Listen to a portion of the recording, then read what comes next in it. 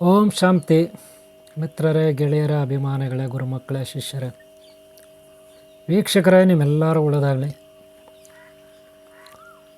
ಮೃಗತ್ವ ಸಪ್ತ ಚಕ್ರಗಳ ಅಥವಾ ಕುಂಡಲಿನಿ ಯೋಗ ಸಾಧನೆಯಲ್ಲಿ ಚಕ್ರಗಳಲ್ಲಿ ಬರ್ತಕ್ಕಂಥ ಮೃಗಗಳು ಅಂದರೆ ಪ್ರಾಣಿಗಳು.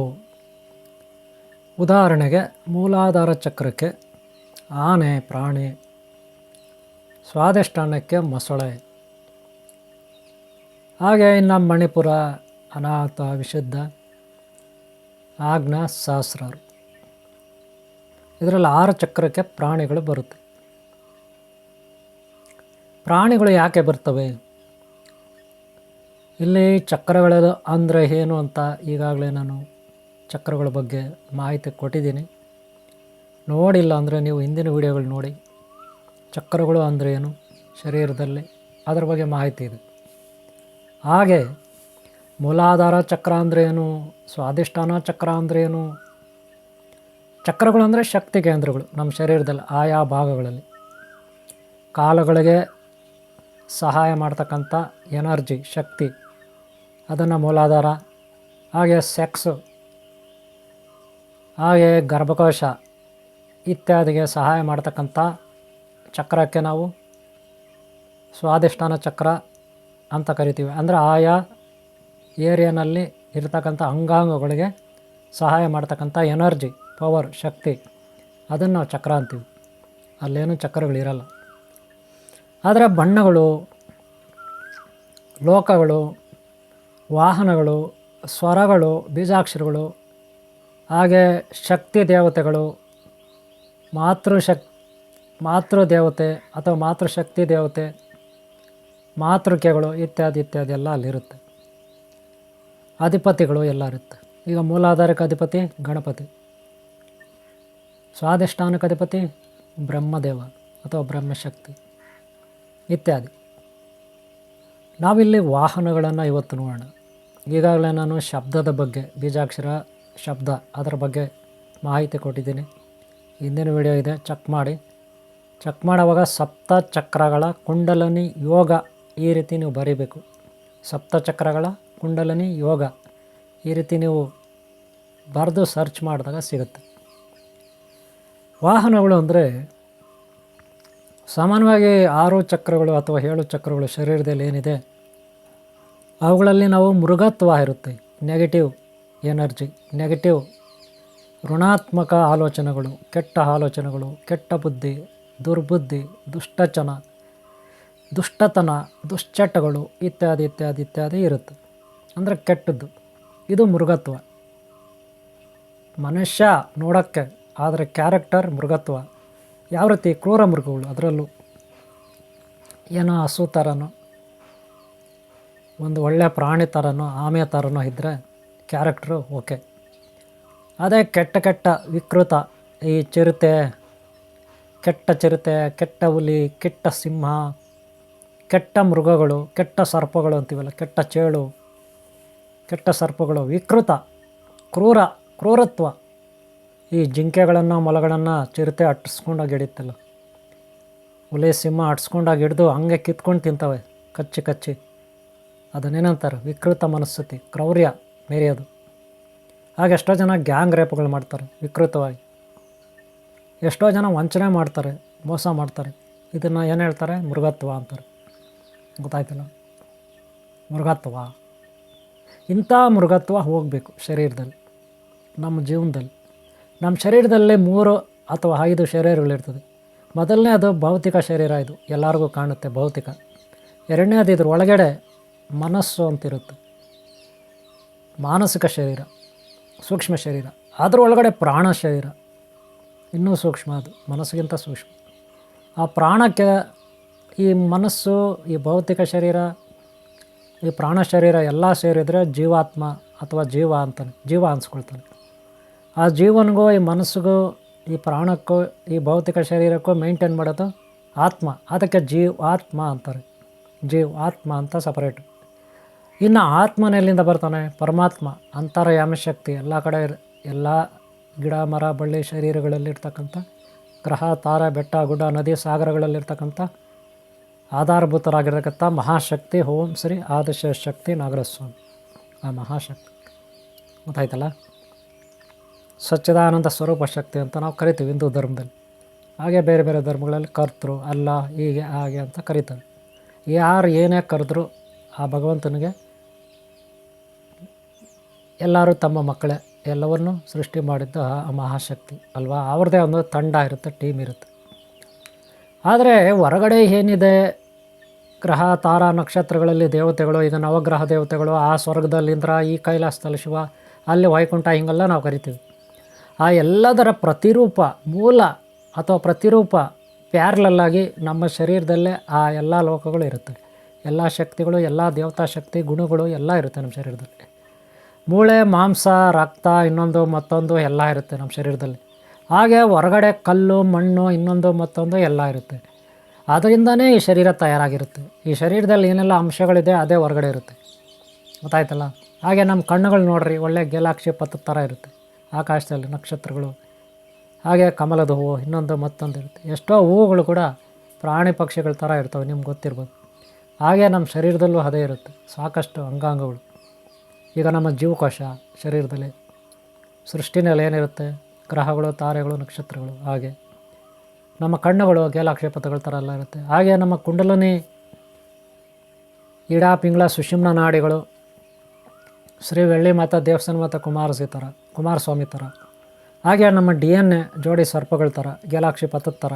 ಗೆಲಾಕ್ಷಿ ಪಥ, ಜೋಡಿ ಸರ್ಪ, 2 ಜೋಡಿ ಸರ್ಪದ ನಾಗಮಣಿಗಳು ಒಂದಾದರೆ ಒಂದು ಪಿಂಡ ರೆಡಿಯಾಗುತ್ತೆ ಅಥವಾ ಒಂದು ಶಕ್ತಿ ರೆಡಿಯಾಗುತ್ತೆ. ಅದರಿಂದ ಸೃಷ್ಟಿಗೆ ಪ್ರತಿ ಸೃಷ್ಟಿ ಏನು ಬೇಕಾದ್ರೂ ತಯಾರು ಮಾಡಬೇಕು. ಹಾಗೆ 2 ಎಲೆಕ್ಟ್ರಾನ್ಸ್ ಒಂದಕ್ಕೊಂದು ಡಿಕ್ಕಿ ಹೊಡೆದಾಗ ಪಾಸಿಟಿವ್ ನೆಗೆಟಿವ್ ಸ್ಫೋಟ ಆಗುತ್ತೆ, ಒಂದು ಎನರ್ಜಿ ಬಿಡುಗಡೆ ಆಗ್ತದೆ. ಅದರಿಂದ ಬೇರೆ ಬೇರೆ ಶಕ್ತಿ ಬಿಡುಗಡೆ ಆಗ್ತದೆ. ಅದನ್ನು ಉಪಯೋಗಿಸ್ಕೊಂಡು ಏನು ಬೇಕಾದ್ರೂ ಮಾಡ್ಬೋದು. ಈ ರೀತಿ ಒಂದು ಸಿದ್ಧಾಂತ ಇರುತ್ತೆ, ಅದು ನಮ್ಮ ಶರೀರದಲ್ಲಿರುತ್ತೆ. ಕಾಲು ಹೆಬ್ಬೆರಳುಗಳಿಂದ ಇಡ, ಪಿಂಗಳ, ಸುಷುಮ್ನ ನಾಡಿ, ಈ ಮೂಗುವರೆಗೂ ಬಂದಿರುತ್ತೆ. ಚಂದ್ರನಾಡಿ, ಸೂರ್ಯನಾಡಿ, ಬ್ರಹ್ಮನಾಡಿ, ಈ ರೀತಿ ಬಂದಿರುತ್ತೆ ನಮ್ಮ ಶರೀರದಲ್ಲಿ.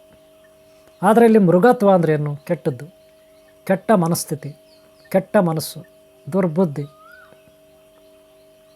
ದುರಾಲೋಚನೆ, ಅಹಂಕಾರ, ಇದು ಮೃಗತ್ವ ಅಂದರೆ. ಮೂಲಾಧಾರಕ್ಕೆ ಗಣಪತಿ, ಮೃಗ, ಆನೆ. ಏನು ಮಾಡುತ್ತೆ ಪ್ರಾಣಿಗಳು ನಿಮ್ಗೆ ಗೊತ್ತಿದೆ. ಆಲ್ರೆಡಿ ನಾನೊಂದು ಇನ್ನೊಂದು ಚಾನಲ್ ಇದೆ, ನಾಗಸೃಷ್ಟಿ ಚಾನಲ್, ಅದರಲ್ಲಿ ಹಾಕಿದ್ದೀನಿ ನೋಡಿ. ನಾಗಸೃಷ್ಟಿ ಚಾನಲ್ ಒಂದಿದೆ, ನಾಗಸೃಷ್ಟಿ ಅಂತ ಹಾಕಿದರೆ ಚಾನಲ್ ಬರುತ್ತೆ. ಜೋಡಿ ಸರ್ಪಗಳು ಸಿಂಬಲ್ ಲೋಗ ಇರುತ್ತೆ, ಅದರಲ್ಲಿ ನೋಡಿ ಹಾಕಿದ್ದೀನಿ. ಕುರಿ, ಕತ್ತೆ ಯಾವ ರೀತಿ ಬದುಕ್ತವೆ, ಲಾಸ್ಟಿಗೆ ಯಾವ ರೀತಿ ಅಂತ್ಯ ಹೊಂದ್ತವೆ ಅಂತ ಅದರಲ್ಲಿ ಹೇಳಿದ್ದೀನಿ, ಗೊತ್ತಾಯ್ತಲ್ಲ. ಧರ್ಮಸೂತ್ರಗಳು, ಧರ್ಮ ಅಧರ್ಮ, ಮನುಷ್ಯರು ಯಾವ ರೀತಿ ಇರ್ತಾರೆ ಕೃತವಾಗಿ. ಹಂಗಂತ ಎಲ್ಲರೂ ಅಲ್ಲ, ಒಳ್ಳೆಯವರಿದ್ದಾರೆ. ಎಲ್ಲರೂ ಅಲ್ಲ, ಒಳ್ಳೆಯವರಿದ್ದಾರೆ. ಎಲ್ಲರೂ ಕೆಟ್ಟವರಲ್ಲ, ಒಳ್ಳೆಯವರು ಇರ್ತಾರೆ. ಓಕೆನಾ. ಈಗ ಈ ಮೃಗತ್ವ ಪ್ರತಿ ಚಕ್ರಕ್ಕೊಂದೊಂದು ಪ್ರಾಣಿ ಇರುತ್ತೆ. ಮೂಲಾಧಾರಕ್ಕೆ ಆನೆ ಇರುತ್ತೆ, ಸ್ವಾದಿಷ್ಠಾನಕ್ಕೆ ಮೊಸಳೆ ಇರುತ್ತೆ. ಹಾಗೆ ಬೇರೆ ಬೇರೆ ಚಕ್ರಗಳಿಗೆ ಬೇರೆ ಬೇರೆ ಇರುತ್ತೆ. ಈ ಪ್ರಾಣಿಗಳ ಬಗ್ಗೆ ನೋಡೋಣ. ಆನೆ ಏನಿರುತ್ತೆ? ಆನೆ ಮೂಲಾಧಾರ ಚಕ್ರಕ್ಕೆ ಅದು ಬಲಿಷ್ಠವಾಗಿ ಹೆಂಗಿರುತ್ತೆ? ಬಲಿಷ್ಠವಾಗಿ. ಕೆಲವು ಸಾರಿ ಅದೇ ಒಳ್ಳೆಯ ಥರ ಇದ್ದರೆ ಎಲ್ಲರಿಗೂ ಆಶೀರ್ವಾದ ಮಾಡುತ್ತೆ, ಪ್ರೀತಿಯಿಂದ ನಡ್ಕೊಳ್ಳುತ್ತೆ, ಒಡಂಬಡಿಕೆಯಿಂದ ಇರುತ್ತೆ, ಹೊಂದಾಣಿಕೆ ಇರುತ್ತೆ.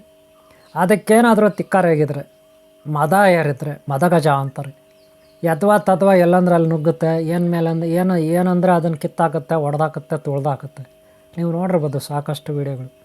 ಈ ದೇವಸ್ಥಾನಗಳಲ್ಲಿ ಸಾಕಿರ್ತಾರೆ, ಮೆರವಣಿಗೆಗೆ ಅಂತ ಕರ್ಕೊಂಡು ಬರ್ತಾರೆ. ಅವೇನಾದರೂ ತಿಕ್ಕಾರಾಗಿಬಿಟ್ರೆ ಗೋಯಿಂದ ಅಲ್ವಾ, ಈ ರೀತಿ ಪರಿಸ್ಥಿತಿ ಆಗುತ್ತೆ. ಎಲ್ಲನೂ ತುಳ್ದಾಕ್ತಾ, ಸಾಯಿಸಾಕ್ತಾ, ಹೊಡೆದಾಕ್ತಾ, ಕಾರ್ಗಳು, ಟೂ ವೀಲರ್ಗಳು ಎತ್ತಿ ಬಿಸಾಕ್ತವೆ, ಮನೆಗಳ ಗೇಟ್ಗಳು ಎಲ್ಲ ಮುರಿದಾಕ್ತವೆ ಅಲ್ವಾ. ಅದೇ ಒಳ್ಳೆ ಥರ ಇದ್ರೆ ಪ್ರೀತಿಯಿಂದ ಮಕ್ಕಳು ಕೂಡ ಅವನ್ನ ಪ್ರೀತಿಸ್ತಾರೆ. ಅಂದರೆ ಒಂದು ಆನೆಯಲ್ಲಿ 2 ಥರ ಗುಣ ಇದೆ. ಒಂದು ವಿಕೃತ ಮನಸ್ಥಿತಿ ನೆಗೆಟಿವ್, ಒಂದು ಪಾಸಿಟಿವ್ ಒಳ್ಳೆಯ ಸುಕೃತ ಮನಸ್ಥಿತಿ. ಹಾಗೆ ಮನುಷ್ಯರಲ್ಲಿ 2 ಗುಣ, 3 ಗುಣ, 16 ಗುಣಗಳಿದೆ ಬಿಡ್ರಿ ಮನುಷ್ಯನಲ್ಲಿ. ಕ್ಷಣಕ್ಕೂ ಉಸಿರೊಳೋ ಥರ ಬದಲಾಗ್ತಾ ಇರ್ತಾರೆ ಕೆಲವರು, ನೋಡಿರ್ಬೋದು ನೀವು, ಅಕ್ಕಪಕ್ಕ ಇರ್ತಾರೆ ನಿಮಗೆ.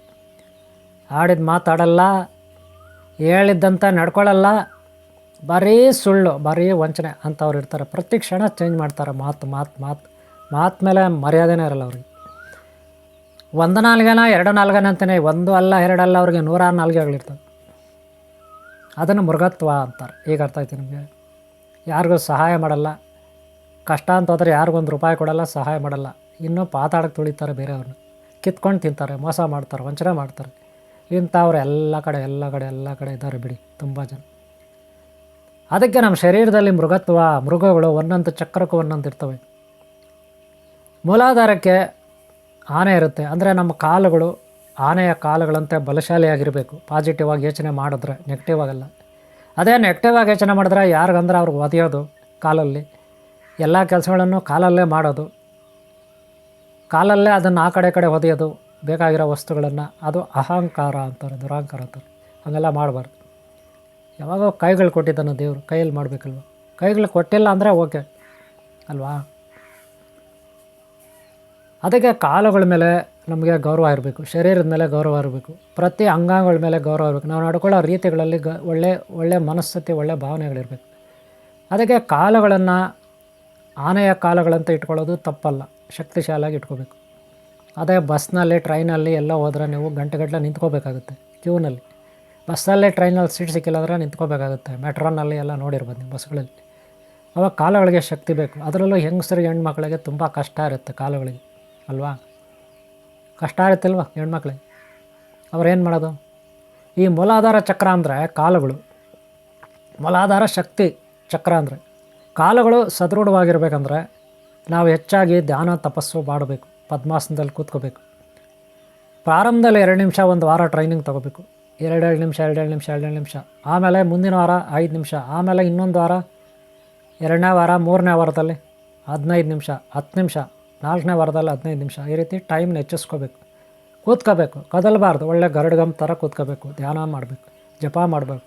ಏನೋ ನಿಮ್ಮ ಗುರುಗಳು ಹೇಳ್ಕೊಟ್ಟಿರ್ತಾರಲ್ಲ, ಬೀಜಾಕ್ಷರ ಮಂತ್ರನೇನೋ, ಅದನ್ನು ಜಪ ತಪ ಮಾಡಬೇಕು.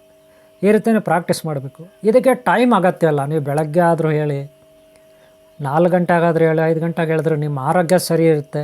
ಇದೆಯಾ ನೋಡ್ಕೊಳ್ಳಿ. ನಿಮ್ಮ ಆರೋಗ್ಯ ಸರಿ ಇದ್ದರೆ ಬೆಳಗ್ಗೆ ಹೇಳಿ, ಬೇಡ ಅನ್ನಲ್ಲ. ಹೇಳೋಕ್ಕಾಗಲ್ವ, ಬೇಕಾಗಿಲ್ಲ. 8 ಗಂಟೆಗೆ ಹೇಳಿ, ಬೆಳಗ್ಗೆ ಯಾರು ಬೇಡ ಅಂತಾರೆ. ಆದರೆ ಎದ್ದ ತಕ್ಷಣ ಯಾವ ರೀತಿ ಕೈಗಳು ಎತ್ಕೊಂಡು ನಮಸ್ಕಾರ ಮಾಡಬೇಕು, ಪ್ರೇಯರ್ ಮಾಡಬೇಕು. ಆಮೇಲೆ ಹೊರಗಡೆ ಹೋಗಿ ಸೂರ್ಯ ನಮಸ್ಕಾರ ಮಾಡಬೇಕು. ಮತ್ತು ಪೇಸ್ಟ್ ಎಲ್ಲ ಮಾಡಿ, ಸ್ನಾನ ಮಾಡಿ, ಅಥವಾ ಮುಖ ಗಿಕ್ಕ ಫ್ರೆಶ್ ಆಗಿ ನೀವು ಮತ್ತು ಬುತ್ತಿ ಹಚ್ಕೊಂಡು, ಮತ್ತೆ ಊದ್ಕಡ್ಡಿ ಹಚ್ಚಿ, ಮತ್ತು ಯಾವ ರೀತಿ ಪ್ರೇಯರ್ ಮಾಡಬೇಕು, ಇದೆಲ್ಲ ನಮ್ಮ ಗುರುಕುಲದಲ್ಲಿ ಹೇಳ್ಕೊಟ್ಟಿದ್ವಿ. ಹಾಗೆ ನಾನು ಹಿಂದಿನ ವೀಡಿಯೋಗಳಲ್ಲಿ ಹೇಳ್ಕೊಟ್ಟಿದ್ದೀನಿ. ಕೆಲವ್ರಿಗೆ ಗೊತ್ತಿರುತ್ತೆ, ಕೆಲವ್ರಿಗೆ ಗೊತ್ತಿರಲ್ಲ. ನಿಮ್ಗೆ ಗೊತ್ತಿಲ್ಲ ಅಂದರೆ ಹಿಂದಿನ ವೀಡಿಯೋಗಳು ನೋಡಿ, ಅದರಲ್ಲೆಲ್ಲ ಹೇಳ್ಕೊಟ್ಟಿದ್ದೀನಿ. ಅದೆಲ್ಲ ನೀವು ಧ್ಯಾನ ಮಾಡಬೇಕು. ಇಲ್ಲಿ ಗಣಪತಿ ಮಂತ್ರ, ಯಾಕಂದರೆ ಮೂಲಾಧಾರಕ್ಕೆ ಗಣಪತಿ ಆನೆ ವಾಹನ. ನಾವು ಆನೆ ಅಂತ ಇರಬೇಕು. ಒಳ್ಳೆ ಬುದ್ಧಿಶಕ್ತಿ, ಅದಕ್ಕೆ ಮೆದುಳು ದೊಡ್ಡದಾಗಿರುತ್ತೆ. ಗಣಪತಿ ಅಂತ ಬುದ್ಧಿವಂತ, ಸಿದ್ಧಿ ಬುದ್ಧಿ. ಯಾರಿಗೆ ಒಳ್ಳೆ ಬುದ್ಧಿ, ಸದ್ಬುದ್ಧಿ ಇರುತ್ತೆ ಅವರಿಗೆ ಸಿದ್ಧಿ. ಗಣಪತಿ ಇಬ್ಬರ ಧರ್ಮಪತ್ನಿಯರು ಸಿದ್ಧಿ ಬುದ್ಧಿ. ಅಂದರೆ ಸಿದ್ಧಿ ಅಂದರೆ ಶಕ್ತಿ ನಮಗೆ ಲಭಿಸುತ್ತೆ. ಬುದ್ಧಿ ಅಂದರೆ ನಮ್ಗೆ ಒಳ್ಳೆ ಬುದ್ಧಿ ಇರಬೇಕು. ಸಿದ್ಧಿ ಲಭಿಸ್ಬೇಕಾದ್ರೆ, ಸಿದ್ಧಿ ಅಂದರೆ ಶಕ್ತಿ ಲಭಿಸ್ಬೇಕಾದ್ರೆ ಒಳ್ಳೆ ಬುದ್ಧಿ ಇರಬೇಕು. ಒಳ್ಳೆ ಬುದ್ಧಿ ಇದ್ದರೆ ಸಿದ್ಧಿ ಲಭಿಸುತ್ತೆ, ಶಕ್ತಿ ಲಭಿಸುತ್ತೆ. ನಾವು ಗಣಪತಿ ಅಂತೆ ಓಂಕಾರ ಸ್ವರೂಪರಾಗಿರ್ಬೇಕು. ಓಂಕಾರ ಅಂದರೆ ಶಾಂತಿ, ಶಾಂತ ಸ್ವರೂಪರಾಗಿರ್ಬೇಕು. ಆವಾಗ ನಮಗೆ ಬುದ್ಧಿ ಸಿದ್ಧಿ ಎರಡೂ ಒಲಿತೆ. ಅವರ ಮಕ್ಕಳು ಯಾರು? ಸಿದ್ಧಿ ಬುದ್ಧಿ ಗಣಪತಿ ಮಕ್ಕಳು. ಸುಖ ಲಾಭ. ಯಾವಾಗ ನಮ್ಗೆ ಒಳ್ಳೆ ಬುದ್ಧಿ ಇರುತ್ತೆ ಅವಾಗ ಒಳ್ಳೆ ಶಕ್ತಿ ಲಭಿಸುತ್ತೆ. ನಾವೇನೇನು ಬಯಸ್ತೀವಿ, ಏನೇನು ಪ್ರಾಜೆಕ್ಟ್ಗಳು ಮಾಡ್ತೀವಿ, ಏನೇನು ಪ್ಲ್ಯಾನ್ ಮಾಡ್ಕೊತೀವಿ, ಅವೆಲ್ಲ ಈಡೇರುತ್ತೆ ಯಾವುದೋ ಒಳ್ಳೆ ಬುದ್ಧಿ ಇದ್ದರೆ. ಒಳ್ಳೆ ಬುದ್ಧಿ ಬರಬೇಕಂದ್ರೆ ನಾವು ಶಾಂತವಾಗಿ ಗಣಪತಿ ಅಂತ ಇರಬೇಕು. ದೊಡ್ಡ ತಲೆ, ಒಳ್ಳೆ ಆನೆಯ ಬುದ್ಧಿ ಉಪಯೋಗಿಸ್ಬೇಕು. ದೊಡ್ಡ ಮೆದುಳು. ಇಡೀ ಜಗತ್ತಿನಲ್ಲಿ ಅಖಿಲಾಂಡ ಬ್ರಹ್ಮಾಂಡ ಕೋಟಿ ಒಡೆಯ ಓಂಕಾರ ಸ್ವರೂಪ ಗಣಪತಿ. ಎಲ್ಲ ದೇವತೆಗಳ ಋಷಿಮನೆಗಳಿಂದ ಪೂಜಿಸಲ್ಪಡುವ, ಮೊದಲ ಪೂಜೆ ಸ್ವೀಕಾರ ಮಾಡುವ ಗಣಪತಿ. ಅಂಥ ಬುದ್ಧಿವಂತರ ಆದರೆ ನಮಗೆ ಸಿದ್ಧಿ ಲಭಿಸುತ್ತೆ. ಯಾವಾಗ ಸಿದ್ಧಿ ಲಭಿಸುತ್ತೆ ಅವಾಗ ಸುಖ ಲಾಭ ಸಿಗುತ್ತೆ. ಸುಖ ಲಾಭ ಅಂದರೆ ಯಾರು? ಗಣಪತಿ ಮಕ್ಕಳು. ಇದು ಗೂಢ ಅರ್ಥ, ರಹಸ್ಯ, ಬ್ರಹ್ಮಜ್ಞಾನ. ಅರ್ಥ ಆಯ್ತಲ್ಲ? ಗಣಪತಿ ಮಕ್ಕಳು ಸುಖ ಲಾಭ ಅಲ್ವಾ. ಇವರು ಆದಮೇಲೆ ಗಣಪತಿಗೆ, ಕುಮಾರಸ್ವಾಮಿಗೆ ಒಬ್ಬ ತಂಗಿ ಇರ್ತಾಳೆ, ಆಕೆ ಸಂತೋಷಿ ಮಾತೆ. ಅಂದರೆ ನಮ್ಮ ಜೀವನದಲ್ಲಿ ಸಂತೋಷ ಇರುತ್ತೆ. ಇನ್ನು ಗಣಪತಿಗೆ ಒಬ್ಬ ತಮ್ಮ ಸುಬ್ರಹ್ಮಣ್ಯ, ಬಾಲಸುಬ್ರಹ್ಮಣ್ಯ. ಸೃಷ್ಟಿಗೆ ಸೃಷ್ಟಿ ಶ್ರೀ ಬೆಳ್ಳಿ ಮಾತಾ ನಾಗಮಾತೆ, ನಾಗಕುಮಾರಿ, ಆಕೆಯನ್ನು ಮದುವೆ ಆಗಿದ್ದಾನೆ ಸುಬ್ರಹ್ಮಣ್ಯ ಸ್ವಾಮಿ. ದೇವಸೇನ, ಇಂದ್ರನ ಮಗಳು, ದೇವೇಂದ್ರನ ಮಗಳು, ಮದುವೆ ಆಗಿದ್ದಾನೆ ಕುಮಾರಸ್ವಾಮಿ. ಹಂಗಿದ್ಮೇಲೆ ಎಷ್ಟು ಬಲಶಾಲಿ. ಸೇನಾಪತಿ ದೇವತೆಗಳಿಗೆ ಕುಮಾರಸ್ವಾಮಿ, ಬಾಲಸುಬ್ರಹ್ಮಣ್ಯ. ಅಂದರೆ ಮೂಲಾಧಾರದಿಂದ ಸಹಸ್ರಾರವರೆಗೂ ಈ ರೀತಿ ಪ್ರಾಣಿಗಳು ಯಾವ್ಯಾವ ಚಕ್ರದಲ್ಲಿ ಏನೇನಿದೆ, ಅದರ ಕ್ಯಾರೆಕ್ಟರ್ ಏನಿದೆ, ಅದರಲ್ಲಿ ನಾವು ಒಳ್ಳೆಯದು ತೊಗೋಬೇಕು. ಕೆಟ್ಟದ್ದು ತಗೋಬಾರ್ದು. ಆನೆಯಂತೆ ನಾವು ಒಳ್ಳೆಯವರಾಗಿರಬೇಕು. ಆದರೆ ಆನೆ ಮದಗಜ ಆಗಬಾರ್ದು, ಮದ ಏರಬಾರ್ದು. ನಾವು ಆ ರೀತಿ ಕೆಟ್ಟವರಾಗಬಾರ್ದು. ಎರಡನೇದು ಮೊಸಳೆ ನೀರಿನಲ್ಲಿ ನೋಡಿದ್ದೆ, ನಿಧಾನಕ್ಕೆ ಹೋಗುತ್ತೆ ಮೊಸಳೆ ನೀರಿನಲ್ಲಿ. ಹಾಗೆ ನಮ್ಮ ಜೀವನದಲ್ಲಿ ಸೆಕ್ಸು, ಇನ್ನೊಂದು ಮತ್ತೊಂದು, ನಾವು ಮಾತಾಡೋದು, ನಡೆ ನುಡಿ ಎಲ್ಲ ಒಳ್ಳೆ ನೀರಿನಲ್ಲೇ ಮೊಸಳೆ ಹೋಗೋ ಥರ ಇರಬೇಕು. ಆದರೆ ಮೊಸಳೆ ಏನೇನೋ ಪ್ರಾಣಿಗಳನ್ನು, ಜಿಂಕೆಗಳನ್ನು, ಮೊಲಗಳನ್ನು ಹಿಡ್ಕೊಂಡು ತಿನ್ನುತ್ತೆ, ಕಚ್ಕೊಂಡು ತಿನ್ನುತ್ತೆ. ಈ ಮೊಲ ಜಿಂಕೆಗಳು ನೀರು ಕುಡಿಲಿಕ್ಕೆ ಹೋದರೆ ಕುರಿ ಮೇಕೆ ಅವುಗಳನ್ನ ಹಿಡ್ಕೊಬಿಡುತ್ತೆ ಮೊಸಳೆ. ಆ ರೀತಿ ನಾವು ಕಚ್ಕೊಂಡು ತಿನ್ನಬಾರ್ದು, ವಿಕೃತ ಮೆರಿಬಾರ್ದು. ಗೊತ್ತಾಯ್ತಲ್ಲ? ಅದಕ್ಕೆ ಸ್ವಾಧಿಷ್ಠಾನಕ್ಕೆ ಅಧಿಪತಿ ಬ್ರಹ್ಮಾಜಿ, ಬ್ರಹ್ಮಶಕ್ತಿ, ಸರಸ್ವತಿ ಬ್ರಹ್ಮ, ವಿದ್ಯಾ, ವೇದಗಳ ಸಾರ, ಜ್ಞಾನ, ಈ ಪ್ರಕೃತಿಯ ಸಾರ. ಈ ರೀತಿ ಗೊತ್ತಾಯ್ತಲ್ಲ? ಈ ರೀತಿ ನಮಗೆ ಬ್ರಹ್ಮಜ್ಞಾನ. ಮೊಸಳೆನಲ್ಲಿ ಕ್ರೂರತ್ವನೂ ಇರುತ್ತೆ, ಒಳ್ಳೆಯದು ಇರುತ್ತೆ. ನೀವು ನೋಡಿರ್ಬೋದು ಯೂಟ್ಯೂಬಲ್ಲಿ ಅಲ್ಲಿ ಇಲ್ಲಿ ಕೆಲವು ಕಡೆ ಮೊಸಳೆಗಳಿದೆ, ಅಲ್ಲಿ ದೇವಸ್ಥಾನಗಳ ಹತ್ರ, ಅಲ್ಲಿ ಬರೀ ಬ್ರೆಡ್ ಹಾಕ್ತಾರೆ, ಸಸ್ಯಾಹಾರ ಹಾಕ್ತಾರೆ, ಅನ್ನ ತರಕಾರಿಗಳ ಹಣ್ಣುಗಳು ಹಾಕ್ತಾರೆ, ತಿಂತವೆ. ಅಲ್ಲಿ ಮಾಂಸಾಹಾರನೇ ಹಾಕಲ್ಲ. ಇನ್ನೂ ಕೆಲವು ಕಡೆ ನೋಡಿರೋದು ಬೌದ್ಧರು ಸಿಂಹ ಹುಲಿ ಇವುಗಳನ್ನು ಸಾಕ್ಕೊಂಡಿರ್ತಾರೆ, ಬರೀ ಬ್ರೆಡ್ಡು ಹಾಲು ಗಂಜಿ ಹಾಕ್ತಾರೆ. ನೀವು ನೋಡಿರ್ಬೋದು, ಮಾಂಸನೇ ಹಾಕಲ್ಲ. ಅವು ನಾವು ಯಾವ ಅಭ್ಯಾಸ ಮಾಡಿದ್ರೆ ಆ ಅಭ್ಯಾಸದಲ್ಲಿ ಹೋಗ್ತವೆ ಅಲ್ವಾ? ಅದಕ್ಕೆ ನಮ್ಮಲ್ಲಿ ಮೃಗತ್ವ ಇರಬಾರ್ದು. ಅಂದರೆ ಸಾತ್ವಿಕರಾಗಿರ್ಬೇಕು, ಒಳ್ಳೆಯವರಾಗಿರ್ಬೇಕು, ಕೆಟ್ಟವರಾಗಬಾರ್ದು. ಅದಕ್ಕೆ ಮೂಲಾಧಾರಕ್ಕೆ ಆನೆಯಂತೆ ನಾವು ಒಳ್ಳೆಯವರು, ಬುದ್ಧಿವಂತರಾಗಬೇಕು, ಜ್ಞಾನಿಗಳಾಗಬೇಕು. ಹಾಗೆ ಮೊಸಳೆ ಇರುತ್ತೆ ಎರಡನೇ ಚಕ್ರಕ್ಕೆ, ಸ್ವಾಧಿಷ್ಠಾನಕ್ಕೆ. ಆದರೆ ಮೊಸಳೆನಲ್ಲಿ 2 ಗುಣ. ಸಸ್ಯಾಹಾರ ಆದರೆ ಅದು ಒಳ್ಳೆಯ ಥರ ಇರುತ್ತೆ, ಎಲ್ಲರ ಹತ್ರ ಪ್ರೀತಿಯಿಂದ ಇರುತ್ತೆ, ಆಟ ಆಡುತ್ತೆ. ನೋಡಿರ್ಬೋದು ನೀವು ಯೂಟ್ಯೂಬಲ್ಲಿ, ಫೇಸ್ಬುಕ್ಕಲ್ಲೆಲ್ಲ ಕೆಲವರೆಲ್ಲ ಆಟ ಆಡಿಸ್ತಾರೆ ಮೊಸಳೆಗಳನ್ನ. ಮೊಸಳೆ ಬಾಯಲ್ಲಿ ನಾವು ಕುತ್ತಿಗೆ ಇಟ್ಟರು ಕೂಡ ಅದೇನೂ ಮಾಡಲ್ಲ. ಆ ರೀತಿ ಬೆಳೆಸಿರ್ತಾರೆ, ಟ್ರೈನಿಂಗ್ ಕೊಟ್ಟಿರ್ತಾರೆ ಅಲ್ವಾ? ಇನ್ನು 3ನೇ ಚಕ್ರ ಟಗರು, ಮಣಿಪುರ. ಟಗರು ಅಂದರೆ ಕುರಿ, ಟಗರು ಗಂಡದು. ಅದಕ್ಕೆ ಮದ ಏರ್ಬಿಟ್ರೆ ಫೈಟ್ ಮಾಡುತ್ತೆ, ಯಾವ ಕುರಿ ಮೇಲೆ ಅಂದರೆ ಆ ಕುರಿ ಮೇಲೆ ಏನೇನೋ ಮಾಡುತ್ತೆ. ಅದೇ ಮದ ಏರಲಿಲ್ಲ ಅಂದರೆ ಒಳ್ಳೆ ಥರ ಇರ್ತದೆ ಅಲ್ವಾ? ಅದು ಶಕ್ತಿಶಾಲಿ ಆಗೋದು ತಪ್ಪಲ್ಲ, ಫೈಟ್ ಮಾಡೋದು ತಪ್ಪಲ್ಲ, ಶತ್ರುಗಳ ಮೇಲೆ ದಾಳಿ ಮಾಡೋದು, ಫೈಟ್ ಮಾಡೋದು ತಪ್ಪಲ್ಲ. ಆದರೆ ಎಲ್ಲಂದ್ರಲ್ಲಿ ಮಾಡಬಾರ್ದು. ಅದಕ್ಕೆ ಟಗರು 3ನೇದಕ್ಕೆ ಪ್ರಾಣಿ, ಮಣಿಪುರ ಚಕ್ರಕ್ಕೆ. ರುದ್ರ, ಲಕ್ಷ್ಮಿ ಇವರೆಲ್ಲ ಅಧಿಪತಿಗಳಿರ್ತಾರೆ. ಸ್ವರ್ಗಲೋಕ ಅದು, ಗೊತ್ತಾಯ್ತಲ್ಲ? ಮೂಲಾಧಾರಕ್ಕೆ ಭೂಲೋಕ. ಅಂದರೆ ನಮಗೆ ಭೂಲೋಕದ ಮೇಲೆ ಕಂಟ್ರೋಲ್ ಬರುತ್ತೆ ಅಂತ ಅರ್ಥ, ಅಷ್ಟೇ, ಇನ್ನೇನಿಲ್ಲ. ಲೋಕ ಅಂದರೆ 2ನೇ ಚಕ್ರ ಸ್ವಾಧಿಷ್ಠಾನಕ್ಕೆ ಬ್ರಹ್ಮಲೋಕ, ಅಂದರೆ ಸೃಷ್ಟಿಕರ್ತ ಲೋಕ. ನಮಗೆ ಒಳ್ಳೆ ಚೈತನ್ಯ ಬರುತ್ತೆ, ಸೆಕ್ಸಲ್ಲೆಲ್ಲ ನಾವು ಒಳ್ಳೆ ಸದೃಢರಾಗಿರ್ತೀವಿ, ಯಾವುದೇ ಕೊರತೆ ಇರಲ್ಲ, ಒಳ್ಳೆ ಮಕ್ಕಳಾಗುತ್ತೆ. ಹಾಗೆ ಒಳ್ಳೆ ವಿದ್ಯೆ, ಜ್ಞಾನ ಇದೆಲ್ಲ ಇರುತ್ತೆ 2ನೇ ಚಕ್ರಕ್ಕೆ. 3ನೇ ಚಕ್ರಕ್ಕೆ ಸ್ವರ್ಗಲೋಕ, ಟಗರು. ಮೊದಲನೇ ಚಕ್ರ ಮೂಲಾಧಾರಕ್ಕೆ ಆನೆ, 2ನೇ ಚಕ್ರಕ್ಕೆ ಮೊಸಳೆ, 3ನೇದಕ್ಕೆ ಟಗರು. ಗೊತ್ತಾಯ್ತಲ್ಲ? ಹೀಗೆ ಅನಾಹತ ಅನ್ನೋ ನೆಕ್ಸ್ಟ್ 4ನೇ ಚಕ್ರ ವಿಷ್ಣು ಲೋಕ, ವೈಕುಂಠ, ಗರುಡ ವಾಹನ. ಗರುಡ ಏನು ಮಾಡುತ್ತೆ? ಕೋಳಿ ಮರಗಳನ್ನ ಎತ್ತಾಕೊಂಡು ಹೋಗುತ್ತೆ, ಎಲ್ಲೋ ಆಕಾಶದಲ್ಲಿ ಎತ್ತರಕ್ಕೆ ಏರುತ್ತೆ, ಅಹಂಕಾರ ಪಡುತ್ತೆ. ಒಂದು ಕಡೆ ಕ್ರೂರತ್ವ, ಇನ್ನೊಂದು ಕಡೆ ಅಹಂಕಾರ, ನನ್ನಷ್ಟು ಯಾರು ಹೈಟ್ಗೆ ಹೋಗಲ್ಲ ಅಂತ. ಅಲ್ಲಿ ಗಿಳೇನೋ ಬರುತ್ತೆ, ಅದಕ್ಕೆ ಹೊಡಿಯುತ್ತೆ, ಪ್ಯಾನ್ಗೆ ಸಿಕ್ಕಾಕೊಂಡು, ಪ್ಲೇನ್ನಲ್ಲಿ ಏರೋಪ್ಲೇನ್ನಲ್ಲಿ ಇರುತ್ತಲ್ಲ ಪ್ಯಾನ್, ಅದಕ್ಕೆ ಗರುಡ ಸಿಕ್ಕಾಕೊಂಡ್ರೆ ಹೋಯ್ತು ಪೀಸು. ಅಷ್ಟು ಎತ್ತರಕ್ಕೆ ಆರುತ್ತೆ. ಆ ರೀತಿ ನಮ್ಮಲ್ಲಿ ನಾವು ಬೆಳಿಬೇಕು ಎತ್ತರಕ್ಕೆ, ಆದರೆ ಅಹಂಕಾರ ಇರಬಾರ್ದು, ಕ್ರೂರತ್ವ ಇರಬಾರ್ದು. ಗರುಡನಂತೆ ಬೆಳೆಯೋದು ತಪ್ಪಲ್ಲ. ವಿಷ್ಣು ವಾಹನ, ಮಹಾಲಕ್ಷ್ಮಿ ಒಲಿತಾಳೆ, ಕ್ರಿಯಾಶಕ್ತಿ ವಿಷ್ಣು ಅಲ್ವಾ? ಮಹಾಲಕ್ಷ್ಮಿ ಒಲಿತಾಳೆ, ಎತ್ತರಕ್ಕೆ ಬೆಳಿಬೇಕು, ಅದು ತಪ್ಪಲ್ಲ. ಆದರೆ ಅಹಂಕಾರ ಇರಬಾರ್ದು, ಯಥಾತಥವಾ ಜೀವನ ಮಾಡಬಾರ್ದು, ಆಡಂಬರ ಜೀವನ ಮಾಡಬಾರ್ದು, ತೋರ್ಪಡಿಕೆ ಇರಬಾರ್ದು. ಆ ರೀತಿ ಗರುಡನಂತೆ ಬೆಳೆಯೋದು ತಪ್ಪಲ್ಲ.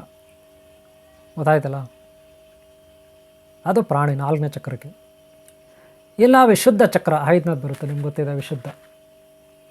ಆಮೇಲೆ ಆಗ್ನೇಯ ಚಕ್ರ 6ನೇದು ಬರುತ್ತೆ, ಗೊತ್ತಾಯ್ತಲ್ಲ?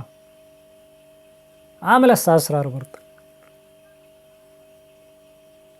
ಈಗ ವಿಶುದ್ಧ ಚಕ್ರ ವಾಹನ ಯಾವುದು ನೋಡೋಣ. ಅನಂತರ ಆಗ್ನೇಯ ಚಕ್ರ ವಾಹನ ಯಾವುದು ನೋಡೋಣ. ಅನಾಹತ ಚಕ್ರಕ್ಕೆ ಓಂ ಶ್ರೀ ಅನಂತ ಪದ್ಮಾವತಿ, ಅನಂತ ಲಕ್ಷ್ಮಿ, ಅನಂತ ಪದ್ಮನಾಭ ಸ್ವಾಮಿ. ಆದರೆ ಈಗ ವಿಶುದ್ಧ ಚಕ್ರಕ್ಕೆ ಸದಾಶಿವ, ಆದರೆ ವಾಹನ ಬಂದು ನವಿಲು ಯಾರು ವಾಹನ? ಅರ್ಧನಾರೀಶ್ವರ ಪುತ್ರ ಕುಮಾರಸ್ವಾಮಿ, ಬಾಲಸುಬ್ರಹ್ಮಣ್ಯ ಸ್ವಾಮಿ. ಸದಾಶಿವ ಅರ್ಧನಾರೀಶ್ವರ ಇವರ ಸಮ್ಮಿಲನದಿಂದ, ಪಾರ್ವತಿ ಪರಮೇಶ್ವರರ ಸಮ್ಮಿಲನದಿಂದ ಸ್ಕಂದ, ಸ್ಖಲನ, ಶಿವನ ಸ್ಖಲನ, ತೇಜಸ್ಸು ಸ್ಖಲನದಿಂದ ಹುಟ್ಟಿದ ಕುಮಾರಸ್ವಾಮಿ. ಅದೇ ವಾಹನ ಸದಾಶಿವನಿಗೆ. ಸದಾಶಿವನಿಗೆ ಅದೇ ಧ್ಯಾನ ಅಂತೀರಿ, ನೀವು ಕೇಳಿರ್ಬೋದು. ಸದಾಶಿವನಿಗೆ ಅದೇ ಧ್ಯಾನ ಅಂತಾರೆ. ಅಂಥ ಸದಾಶಿವನಿಗೆ ವಿಶುದ್ಧ ಚಕ್ರ. ನವಿಲು ಯಾವ ರೀತಿ ಕೂಗುತ್ತೆ, ಕಂಠ ನೋಡಿ, ನವಿಲು ಕಂಠ ಪಕ್ಷಿಗಳಲ್ಲಿ ಭಾಳ ಜೋರಾಗಿ ಕೂಗುತ್ತೆ ನವಿಲು, ನೀವು ನೋಡಿರ್ಬೋದು. ಅಷ್ಟು ಜೋರಾಗಿ ಕೂಗೋದು ನವಿಲು, ಸ್ಪಷ್ಟವಾಗಿ ಕೂಗುತ್ತೆ ಅದು ಜೋರಾಗಿ. ಅದಕ್ಕೆ ಕಂಠ, ನಮ್ಮ ಕಂಠ ಸಂಗೀತಗಾರರು ಕಂಠ ಗೊತ್ತಲ್ಲ, ಅದಕ್ಕೆ ವಿಶುದ್ಧ ಚಕ್ರ ಅಂತೀವಿ. ಆದರೆ ವಿಶುದ್ಧ ಚಕ್ರ ಗಂಟಲು, ಆದರೆ ನೀಲಿ ಬಣ್ಣ ಇರುತ್ತೆ. ಅದು ಸಾಗರ, ಕ್ಷೀರಸಾಗರ ಮಂಥನದಲ್ಲಿ ಪರಮಶಿವನು ವಿಷವನ್ನು ಪ್ರಾಶನ ಮಾಡಿರ್ತಾನೆ, ಅಂದರೆ ವಿಷವನ್ನು ಸೇವನೆ ಮಾಡಿರ್ತಾನೆ. ಅದರ ಆಧಾರದ ಮೇಲೆ ಏನಪ್ಪ ಇಲ್ಲಿ ತತ್ವ ಅಂದರೆ, ಪ್ರತಿಯೊಬ್ಬ ವ್ಯಕ್ತಿನೂ ಕೂಡ ತನ್ನ ಒಂದು ಏನು ಗಂಟಲು ಇದೆ, ಆ ಗಂಟಲು ಮೇಲ್ಗಡೆ ಭಾಗದಿಂದ ಪಿಟ್ಯುಟರಿ ಪೀನಿಯಲ್ ಅಮೃತ ಗ್ರಂಥಿ ಇರುತ್ತೆ, ಅಲ್ಲಿಂದ ಅಮೃತ ಬರುತ್ತೆ. ಗಂಟಲು ಒಳಗಡೆನೇ ಕೆಳಗಡೆ ಬರುತ್ತೆ. ನಮ್ಮ ಗಂಟಲು ಮೇಲೆ ಇರುತ್ತೆ ಅಮೃತ ಗ್ರಂಥಿ. ಎರಡು ನಮ್ಮ ಬ್ರೈನ್ ಇದೆಯಲ್ಲ, ಮೆದುಳು, ಅದ್ರ ಕೆಳಗಡೆ ಇರ್ತದೆ. ಗಂಟಲು ಮೇಲೆ, ಮೆದುಳು ಕೆಳಗಡೆ, ಅಂದರೆ ನೇರವಾಗಿ ನಮ್ಮ ನೆತ್ತಿ ಭಾಗಕ್ಕೆ ಆಜ್ಞಾಚಕ್ರ ಸರಿಯಾಗಿರ್ತವೆ. ಅಲ್ಲಿಂದ ಕೆಳಗಡೆ ಇಳಿಯುತ್ತೆ. ಏನು ಇಳಿಯುತ್ತೆ? ಅಮೃತ. ಆದರೆ ಗಂಟಲಿಗೆ ಬಂದ ತಕ್ಷಣ ಅದು ವಿಷ ಆಗುತ್ತೆ, ಅಂದರೆ ಕಫ ಆಗುತ್ತೆ. ಕಫ ಗೊತ್ತಲ್ಲ, ಕಫ ಆಗಿ ಮಾರ್ಪಾಟಾಗುತ್ತೆ. ಕಫ ಅಂದರೆ ವಿಷ, ತಿಳ್ಕೊಬಿಡಿ. ಅದು ಕಫ ಬಂದು ಹೊಟ್ಟೆ ಒಳಗಡೆ ಇಳೀತದೆ. ಹೊಟ್ಟೆ ಒಳಗೆ ಹಿಡಿದ ಮೇಲೆ ಕಫ ಅದು ಜೀರ್ಣ ಆಗಲ್ಲ, ಅದು ಹಾಗೇನೆ ಈಚೆ ಬರುತ್ತೆ, ನೆನಪಿಟ್ಕೊಳ್ಳಿ. ಅದು ವಿಷ. ಅದಕ್ಕೆ ನಮ್ಮ ಗಂಟಲು ನೀಲಿಯಾಗಿರುತ್ತೆ. ಒಂದನೇದು ಆಧ್ಯಾತ್ಮಿಕವಾಗಿ, ವೈಜ್ಞಾನಿಕವಾಗಿ ಹೇಳೋದಾದರೆ, ಶಾರೀರಿಕ ಶಾಸ್ತ್ರವಾಗಿ ಅಲ್ಲಿ ವಿಷ ಇರುತ್ತೆ, ಅಂದರೆ ಕಫ, ಗಂಟಲು. ಇದು ಒಂದನೇದು. ಎರಡನೇದು, ನಮ್ಮ ಮಾತು ಸರಿಯಿಲ್ಲ ಅಂದರೆ ಅದು ಕೂಡ ವಿಷ ಆಗುತ್ತೆ. ನಾವು ಯಾರ ಹತ್ರ ಮಾತಾಡ್ಬೇಕಾದ್ರೂ ಒಳ್ಳೆ ಪ್ರೀತಿಯಿಂದ ಮಾತಾಡಬೇಕು, ಗೌರವ ಕೊಟ್ಟು ಮಾತಾಡಬೇಕು, ಮಾತಿನ ಮೇಲೆ ಹಿಡಿತಾ ಇರಬೇಕು, ಅದು ಒಂದು. ಇನ್ನು ಗಂಟಲು ಸರಿ ಇಲ್ಲ ಅಂದರೆ ಮೂರನೇದಾಗಿ ಮೂಗರಾಗ್ಬಿಡ್ತಾರೆ, ಮೂಗರು. ಅದಕ್ಕೆ ನವಿಲು ಅಷ್ಟು ಚೆನ್ನಾಗಿ ಕೂಗುತ್ತೆ, ಅದಕ್ಕೆ ವಾಹನ ಅಂತ ಹೆಸರು. ನವಿಲು ಕೂಗೋದು ಒಳ್ಳೆ ರೀತಿ ಇರಬೇಕು, ಅದರ ಬಣ್ಣ ನೀಲಿ. ಹಾಗೆ ನಮ್ಮ ಗಂಟಲು, ಸದಾಶಿವನ ಗಂಟಲು ವಿಷ, ನೀಲಿ ಬಣ್ಣ, ವಿಷ ಯಾವಾಗಲೂ. ಆ ಆಧಾರದ ಮೇಲೆ ನವಿಲಿನ ಗಂಟಲು ಹೆಂಗಿರುತ್ತೆ ಹಂಗೆ ನಮ್ಮ ಗಂಟಲು ಇರ್ಬೇಕು ಚೆನ್ನಾಗಿ. ಆಗಲೇ ನಾವು ಒಳ್ಳೆ ಸಂಗೀತಗಾರ ಆಗ್ಬೋದು, ಒಳ್ಳೆ ಮಾತಿರುತ್ತೆ, ಒಳ್ಳೆ ಅಹಂಕಾರ ಆಗ್ಬೋದು, ಇತ್ಯಾದಿ ಇತ್ಯಾದಿ. ಇದು ವಿಶುದ್ಧ ಚಕ್ರಕ್ಕೆ ಸಂಬಂಧಪಟ್ಟಂಥದ್ದು. ಅದರ ಅಧಿಪತಿ ಬಂದು ಸದಾಶಿವ, ಅಂದರೆ ತಪೋ ನಿರತರಿಗೆ, ದೈವ ಭಕ್ತರಿಗೆ, ಶರಣರಿಗೆ, ಭಕ್ತರಿಗೆ, ಹಿಮಾಲಯ ಪರ್ವತದಲ್ಲಿ ಅಲ್ಲಿ ಇಲ್ಲಿ ತಪಸ್ಸು ಮಾಡ್ತಾರಲ್ಲ, ಸಿದ್ಧರ ಲೋಕ ಅಂತೀವಿ. ಲೋಕ, ಸಿದ್ಧರ ಲೋಕ, ಜನಲೋಕ ಅಂತ ಕೂಡ ಇದಕ್ಕೆ ಕರಿತೀವಿ ವಿಶುದ್ಧ ಚಕ್ರಕ್ಕೆ. ವಾಹನ ಬಂದು ನವಿಲು, ಓಕೆನಾ. ನೆಕ್ಸ್ಟು ಆಜ್ಞಾಚಕ್ರ. ಆಜ್ಞಾಚಕ್ರ ಏನಪ್ಪ ಅಂದರೆ, ಇಲ್ಲಿ ಗಂಟಲಲ್ಲಿ ಸದಾಶಿವ ಆದರೆ ಅಧಿಪತಿ, ಆಜ್ಞಾಚಕ್ರಕ್ಕೆ ಅರ್ಧನಾರೀಶ್ವರ. ಅಂದರೆ ಇಡ, ಪಿಂಗಳ, ಸುಷುಮ್ನ, ನಮ್ಮ ಎರಡೂ ಕಾಲು ಬೆರಳುಗಳಿಂದ ಬಲಗಾಲು, ಎಡಗಾಲು, ಹಾಗೆ ನಮ್ಮ ಬೆನ್ನುಮೂಳೆಯ ಕೊನೆಯ ಭಾಗ, ಅಲ್ಲಿಂದ ನೇರವಾಗಿ ಇಡ, ಪಿಂಗಳ, ಸುಷುಮ್ನ ಮೂಲಾಧಾರದಿಂದ ಸಹಸ್ರಾರ ಬಂದು ತಲೆ ಮೇಲೆ, ನೆತ್ತಿ ಮೇಲೆ ಬಂದು, ಅಲ್ಲಿಂದ ಕಣ್ಣುಗಳ ಮಧ್ಯದಲ್ಲಿ ಬಂದು ಮೂಗಿನ ಮೇಲೆ ಬಂದು, ಮೂಗಿನ ಒಳ್ಳೆಗಳೆರಡು ಇರುತ್ತಲ್ಲ, ಅಲ್ಲಿ ಸೂರ್ಯನಾಡಿ, ಬ್ರಹ್ಮನಾಡಿ ಮಧ್ಯದಲ್ಲಿ, ಸೂರ್ಯನಾಡಿ ಬಲಗಡೆ, ಚಂದ್ರನಾಡಿ ಎಡಗಡೆ, ಮಧ್ಯದಲ್ಲಿ ಬ್ರಹ್ಮನಾಡಿ ಇರುತ್ತೆ.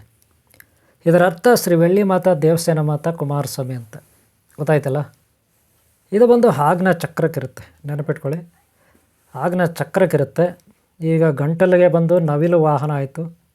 ಆಜ್ಞಾ ಚಕ್ರಕ್ಕೆ ಅರ್ಧನಾರೀಶ್ವರ ತತ್ವ ಇರುತ್ತೆ, ಅದಕ್ಕೆ ರುದ್ರ ನೇತ್ರ ಅಂತೀವಿ. ಅಧಿಪತಿ ಬಂದು ರುದ್ರ ಇರ್ತಾನೆ. ಅಲಂತ್ರ ಬಂದು ವಾಹನ ಬಂದು ಋಷಭ, ಅಂದರೆ ರಿಷಭ ಅಂದರೆ ಯಾವುದು? ನೀವು ಹೇಳ್ತೀರಲ್ಲ, ಗೂಳಿ ಅಂತೀರ, ಗೂಳಿ ಅಂತೀರ, ನಂದ ಅಂತೀರ, ನಂದ, ಬಸವ ಅಂತೀರ, ಬಸವ ಅಂತೀರ, ಅದು ಶಿವನ ವಾಹನ, ಗೊತ್ತಾಯ್ತಲ್ಲ. ಶಿವನ ವಾಹನ ನೋಡ್ರಿ, ಒಳ್ಳೆ ಥರ ಇದ್ದರೆ ಅದು ಓಕೆ. ಅದೇನಾದರೂ ಅದಕ್ಕೆ ತಿಕ್ಕರಾಗಿದ್ದರೆ, ಆನೆ ಥರ ಮದ ಏರಿದರೆ ಗೂಳಿಗೆ ಯಾರನ್ನಂದರೆ ಅವ್ರನ್ನ ಅಟ್ಸ್ಕೊಂಡು ಹೋಗುತ್ತೆ, ಏನಂದರೆ ಅದು ಮಾಡಿಬಿಡುತ್ತೆ. ರುದ್ರಾವತಾರ ತಾಳ್ಬಿಡುತ್ತೆ ಅದು, ಅಲ್ವಾ?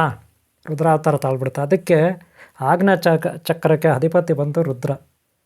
ರುದ್ರ ಅಂದರೆ ಯಂತ್ರ, ತಂತ್ರ, ಮಂತ್ರ, ಭೂತ, ಪ್ರೇತ, ಪಿಶಾಚಿ ಇತ್ಯಾದಿ, ಭೈರವಿ ಇತ್ಯಾದಿ ಇತ್ಯಾದಿ. ರುದ್ರ ಪ್ರಳಯ ರುದ್ರ, ಜಗತ್ತನ್ನು ನಾಶ ಮಾಡೋನು, ಅಂದರೆ ಮುಕ್ತಿ ಕೊಡೋನು ಜಗತ್ತಿಗೆ.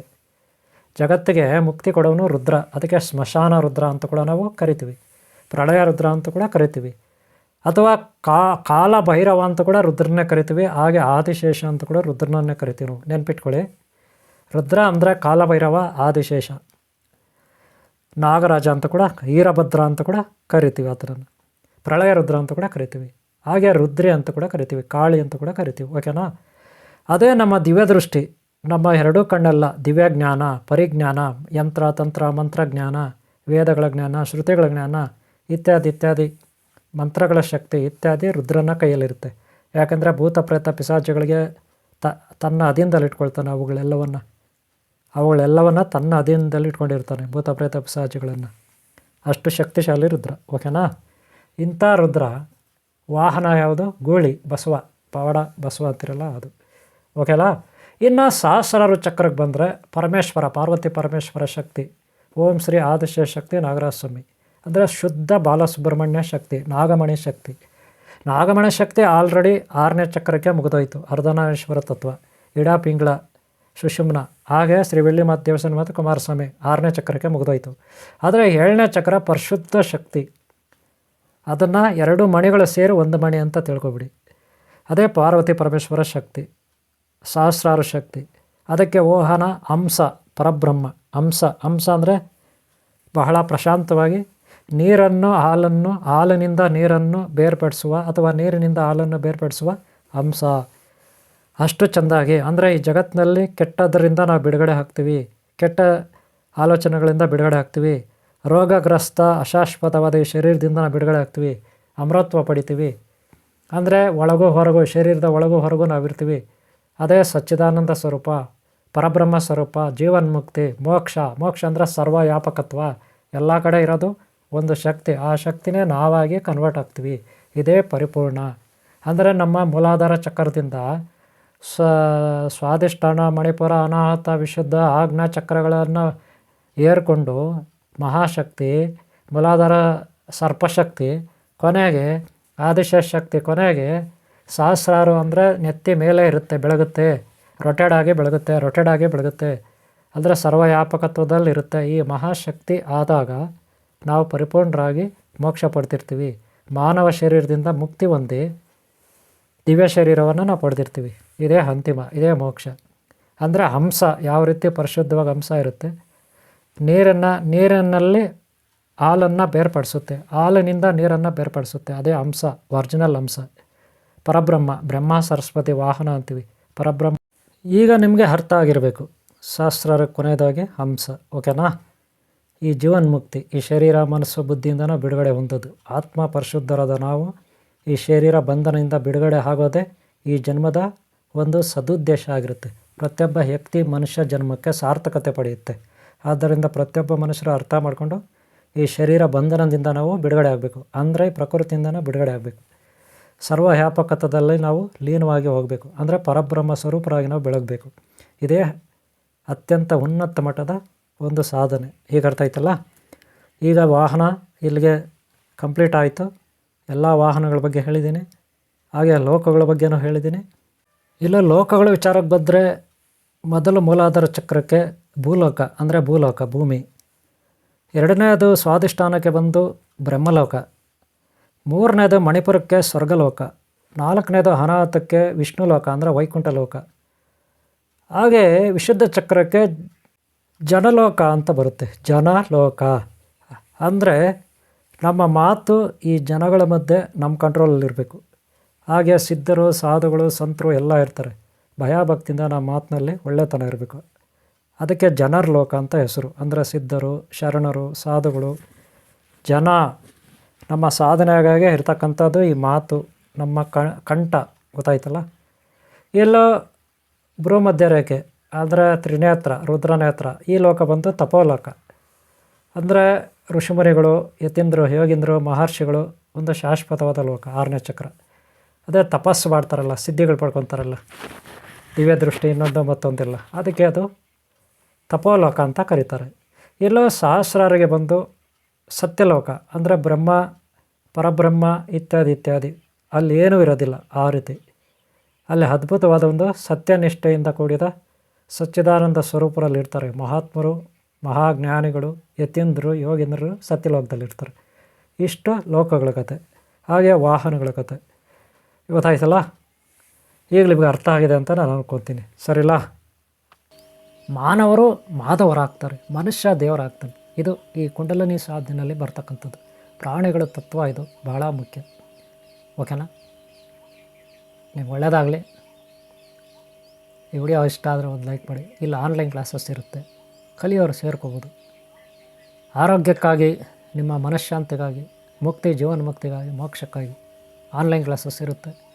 ಸಪ್ತಚಕ್ರಗಳ ಕುಂಡಲಿನಿ ಯೋಗ ಸಾಧನೆ ಇರುತ್ತೆ, ಸೇರ್ಕೊಳ್ಳಿ. ಎಲ್ಲ ಒಳ್ಳೆಯದಾಗ. ಓಕೆನಾ? ಒಂದು ಲೈಕ್ ಮಾಡೋದು ಮರಿಬೇಡಿ, ಸಬ್ಸ್ಕ್ರೈಬ್ ಆಗಿ ಎಲ್ಲ ಹಾಕ್ಕೊಳ್ಳಿ. ಹಾಗೆ ಮುಂದಿನ ವಿಡಿಯೋಗಳು ನೋಡಿ, ಹಿಂದಿನ ನೋಡಿ. ಓಂ ಶಾಂತಿ, ಓಂ ಶಾಂತಿ, ಓಂ ಶಾಂತಿ.